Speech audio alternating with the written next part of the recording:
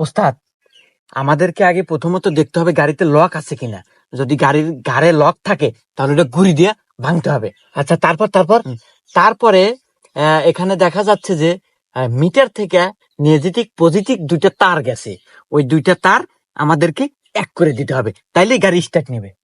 তারপর তারপর আরে ওস্তাদ, তারপর আবার কি, ভিডিও শেষ আর তারপর গাড়ি স্টার্ট নিলে গাড়ি আমাকে রে, এটুকুও কি বোঝেন না? আচ্ছা তাহলে নে, চল চল আয়। এই আসলে তো লক রে। আরে গাড়ি লক আছে, তাহলে কি অনেক জানি? আরে গুড়ি মারা নাকবো, হারাই ভুলে গেছে রে। হ্যাঁ, ভাঙছে ভাঙছে। তারপর কি অনেক হর হর। আরে গাড়িতে মাথার এনে দুটো নেগেটিভ পজিটিভ তার আছে, জোরে টানাকবো। জোরাতে জোরাতে জোরাতে। ওস্তাদ, ওস্তাদ বসে গান তো স্টার্ট নেয় না।